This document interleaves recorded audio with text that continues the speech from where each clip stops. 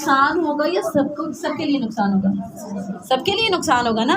تو آپ صلی اللہ علیہ وسلم نے یہ مثال دی کہ جب فتنے بڑھتے چلے جائیں اور کوئی روکنے والا نہ ہو، تو جو لوگ ان فتنوں کو کریٹ نہیں کرتے یا جو اس میں کودتے نہیں، ان تک بھی اس کا اثر آ جاتا ہے. تو جو شخص سراغ کرے گا، باقی سارے تماشائی بنے ہوئے ہیں، تماشا دیکھ رہے ہیں اس کا، تو وہ خود بھی اس کی نظر ہو جائیں گے، اس شخص کے ساتھ ساتھ وہ بھی ڈوب جائیں گے. اور اس کو آپ اس مثال سے بھی سمجھ سکتے ہیں. مثلا کوئی وبائی مرض پھیلتا ہے، اب کچھ لوگ ہیں جو احتیاط کر لیتے ہیں، ٹھیک ہے، احتیاط کر لیتے ہیں، اور کچھ لوگ ایسے ہوتے ہیں جو احتیاط نہیں کرتے. اب جب وہ وبا پھیلتی ہے تو وہ ان لوگوں کو بھی اپنی لپیٹ میں لیتی ہے جنہوں نے احتیاط کی ہوتی ہے، یعنی خود صرف اپنی ذات تک احتیاط کی، لوگوں کو انہوں نے نہیں بتایا کہ آپ نے کیا کرنا ہے کیا نہیں کرنا. تو یہی فتنوں کی مثال ہے. جب آپ کہیں کوئی برائی ہوتی دیکھیں، اللہ کے نبی صلی اللہ علیہ وسلم نے فرمایا اس کو ہاتھ سے روکیں، ہاتھ سے روکنے کی کوشش کریں. اگر آپ کا اتنا ایمان نہیں تو آپ زبان سے روکنے کی کوشش کریں. یہ بھی نہیں کر سکتے تو کم از کم دل میں اس کو برا جانے کہ یہ برائی ہے. اور یاد رہے کہ یہ ایمان کا کمزور ترین لیول ہوگا کہ آپ صرف دل میں برا سمجھ رہے ہیں. اور پھر ایسی برائیوں کو اگر ان پہ ہم زبان نہیں کھولتے، ان کے لیے ہم کچھ کرتے نہیں، تو ان کا اثر ایسے لوگوں تک بھی پہنچ جاتا ہے جو اس سے دور رہنے کی کوشش کرتے ہیں. تو آج کا دور انتہائی فتنوں کا دور ہے. اس دور میں اپنے آپ کو، اپنے بچوں کو، اپنی فیملی کو، اپنے محلے والوں کو، رشتہ داروں کو، اپنے شہر کو، اپنے ملک کو، اپنی زمین کو بچانے کی بہت ضرورت ہے.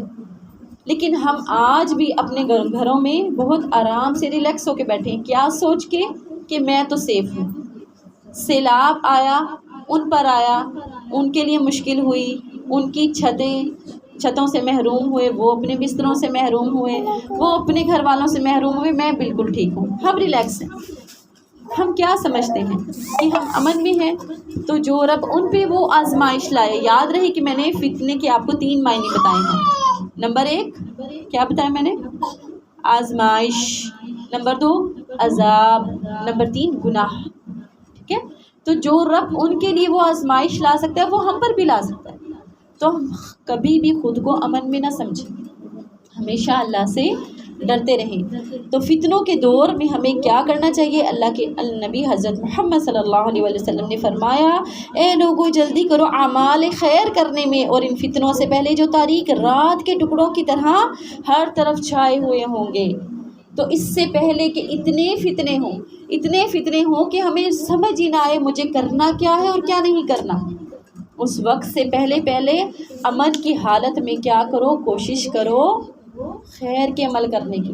لیکن افسوس کی بات ہے کہ ہم ہمیشہ منتظر ہی نظر آتے ہیں. دنیاوی جو مفادات ہیں، دنیا میں جو ہمیں فائدے حاصل ہونے، ان کے لیے ہم بہت جلدی مچاتے ہیں، یہ بھی جلدی سے کر لوں، یہ بھی جلدی سے کر لوں، یہ بھی جلدی سے کر لوں. لیکن جو ہماری دائمی زندگی ہے، آخرت ہے، اس کی فکر کے لیے ہم ایک انتظار میں ہیں. مثلا ایک بچہ جو ہے وہ اس انتظار میں ہے، میں پہلے پڑھ لوں پھر میں دین کی طرف آؤں گا.